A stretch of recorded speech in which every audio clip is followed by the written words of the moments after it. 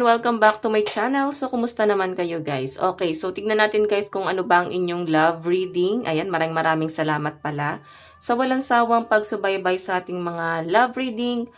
Ayan, sa mga nagtatanong kung paano po magpa-private reading ay iwan ko na lang po yung link sa atin pong description box below. So, tignan natin guys, kanino bang love reading yung masasagap natin ngayon? Okay, kanino bang love reading yung masasagap natin ngayon? Tignan muna natin yung energy ni person. Energy ni person. Energy ni person. So guys, kung makikita nyo, parang nag-iisip, no? Nagpaplano. Yun yung nakikita ko sa kanya. Pero naguguluhan siya guys, no? Na-overwhelm yung person mo sa dami ng opportunity. Sa dami ng offer na dumarating sa kanya. Hierophant. So, kailangan niya ng guidance. So, I think, sinishare sa inyo ng person mo yung mga plano niya sa buhay. Tinatanong ka niya, ina-update ka niya, ano yung mga dapat niyang gawin, ano yung mga dapat niyang simulan. So, the Hierophant, guys, ito ay pag-uusap, no? So, nakikita ko, guys, mukhang may pag-uusap din na nangyayari sa inyo. Okay, Six of Cups, nakikita ng person mo yung pagbabago mo dito. Para bang naninibago siya sa inyo. Parang hindi ka niya kilala. Parang iba kang tao, guys, no? Sa pinapakita sa akin. Kasi parang ang nakilala ka niya na someone na para bang walang pakialam, toxic, ganito. Ngayon para bang nagbago yung ihip ng hangin, no? Na para bang hindi ka na nga ganun naging toxic, pero may nagbago talaga sa inyo, guys. May nagbago. Napapansin ng person mo dito. So, titingnan natin guys, parang namimiss ni person mo yung dati na habol ka ng habol sa kanya. Namimiss niya yung parang dati, mahal na mahal mo siya.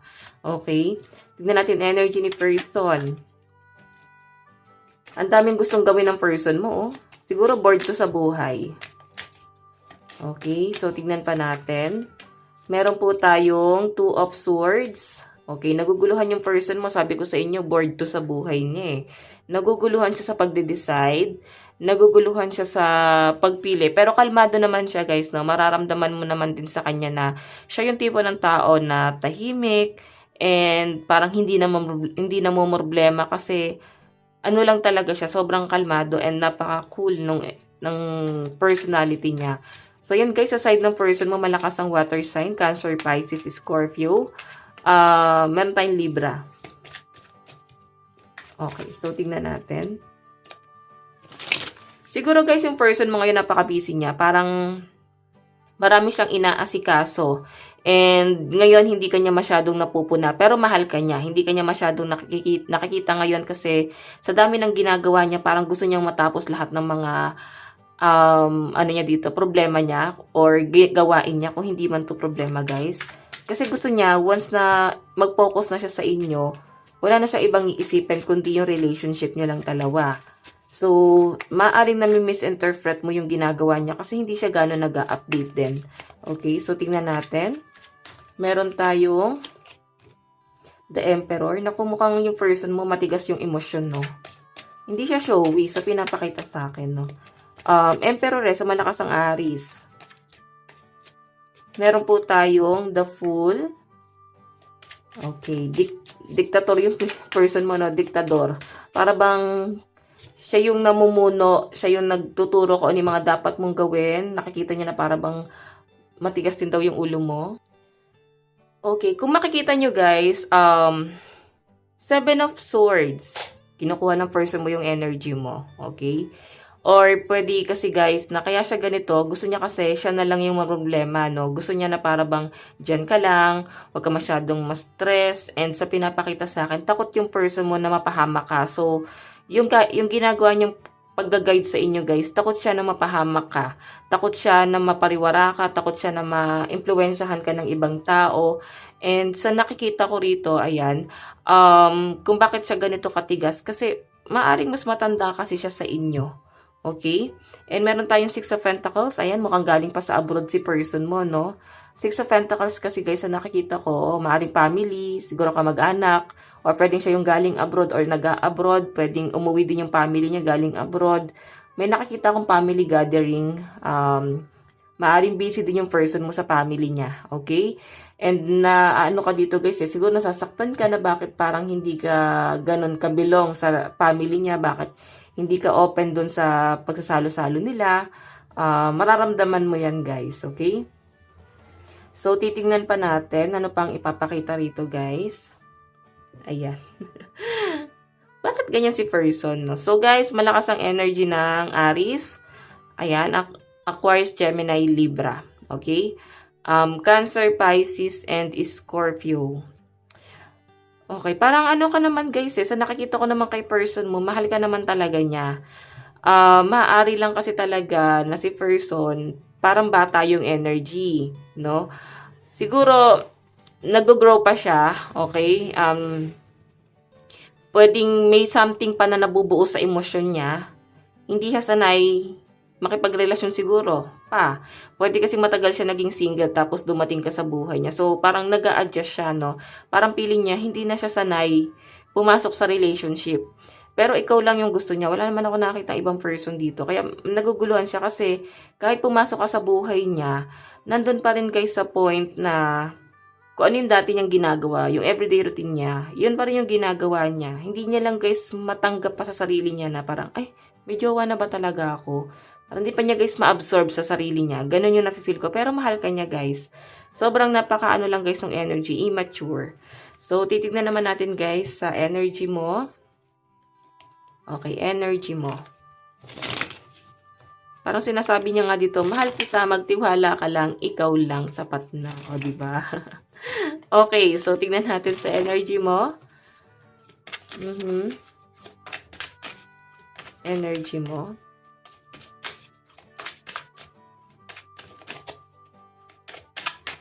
Meron tayong Two of Wands. Parang meron kang inaantay dito. Actually, nag-aantay ka sa kanya. Siguro nga hindi siya gano'n nag-update sa inyo. Hindi ganyan masyadong kinakausap. Or pwedeng, yung communication nyo guys, putol-putol, no? Ayan, tignan pa natin.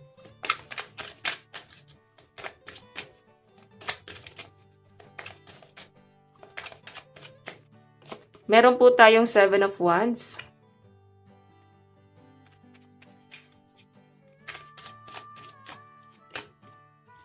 Okay, wala nga kayo guys communication. Siguro naiinis ka sa person mo. Ayan, no? Medyo defensive yung energy mo rito. Nag-o-overthink yung iba sa inyo guys sa pinapakita sa akin. Pero, ang nakakatuwa naman guys, kahit nag-o-overthink kayo or sumasagi siya sa isip nyo, nandun ka sa point na nakapokus ka pa rin sa goal mo sa buhay. May mga nakikita akong mga ano dito, LGBTQ. No? So, ano naman to guys, any gender naman to. Okay, so tignan pa natin. Energy mo. Meron tayong 8 of Wands, communication and travel. So, parang napipilitan ka eh. Parang may something dito na napipilitan ka or nagpapatrigger sa'yo. Okay? So, tignan pa natin. Meron tayong 3 of Wands. Meron tayong 5 of Swords. Ayan. So guys, sa pinapakita sa akin dito, yung energy mo puro pag-aantay. Naiinis ka talaga sa person mo. Actually, sa mga taong nasa paligid niya. Naiinis ka kasi parang feeling mo pinagkakaisahan ka nila. Ayan no, 5 of Swords. Actually, yung iba sa inyo, may family problem din talaga yung person mo. And I think nadadamay ka dun sa gulo or pwedeng may mga sitwasyon dito na alam mo yan, parang tahimik ka eh. Pwede yung person mo yung gumawa ng gulo, guys, no? Siya yung gumawa ng gulo, tapos ikaw, na tahimik, nadadamay. Okay? Kasi kakaano niya, guys, na dapat yung problema, kayo lang yung nagsisettle. Ang problema kasi rito, guys, sinishare niya sa family or sa mga kaibigan, tapos sumasama tuloy yung tingin sa inyo. Kasi, kung paano niya ikwento. Okay? Every time na nag-aaway kayo, guys. Okay? Pero sa pinapakita sa akin dito, guys, nangihinayang din sa inyo yung person mo. Okay, ayan no, nangihinayang din siya sa inyo kasi okay ka naman daw talagang kasama. Sobrang naninibago lang talaga sa inyo yung person mo. Parang may something talaga nagbago sa inyo. So, ikaw makakaramdam niyan. Ano ba nagbago sa iyo ngayon? Ayan. So guys, alam mo, napaka-defensive ng energy mo. As in, hindi mo maintindihan bakit parang nababalisa ka. Okay, so malakas ang energy ng fire sign, Aries, Leo, and Sagittarius, Aquarius, Gemini, and Libra, Cancer, Pisces, Scorpio. So, nababalisa ka sa mga nangyayari. Ayan, may earth sign din, Capricorn, Taurus, and Virgo. Okay, nababalisa ka. Ulit ako doon. Kasi guys, inaantay mo yung person mo eh. Siguro nasa malayo nga siya. Tapos ngayon, na parang malapit na siya sa'yo, parang hindi ikaw yung priority. Hindi ka niya mabigyan ng time. Okay? Hindi ka niya mapagtuunan ng pansin sa pinapakita sa akin dito. Okay? Ayan, the lovers. Mahal ka naman ng person mo, guys. Sobrang busy lang talaga yung person mo. And meron din siya, guys, gustong mangyari. Alam mo yon. Ayan, no? Meron siyang gustong mangyari. I think may pinaghahandaan si person mo. Parang meron siyang surprise sa'yo. Ayan, antayin mo sa Valentine's, no? Mukhang meron siyang ibibigay na surprise sa'yo. Okay, sa mga nag-overthink dyan, guys, ayan, i-release mo na yan, guys, kasi wala naman daw nagbago. Talagang lumala lang yung pagmamahal mo sa person mo. And hindi mo yan nararamdaman, no? Ayan, sa mga in relationship or complicated ngayon. Tingnan natin overall energy nyo. Overall energy. Saan patungo yung relationship nyo? Saan patungo yung relationship nyo? So, meron po tayong, ayan, may biyahe guys. So, may pag-uusap sa inyo guys. Okay, kakausapin ka ng person mo. O, diba? Tatanungin ka niya. So, may pagsuyo naman guys sa pinapakita sa akin. Maaaring susuyuin ka rin ng person mo. Papipiliin ka niya, guguluhin ka niya. Kumbaga, kukulitin ka niya na parang, ano bang gusto mo? Ano bang dapat kong gawin? Okay, gusto niyang isettle yung relationship niyo guys. Tignan natin. O, di ba? Iniisip pa rin niya guys dito yung yung mga pinangako niya sa inyo. So guys, kung makita mo tayo ng Pentacles, magtiwala ka lang. Okay, magtiwala ka lang.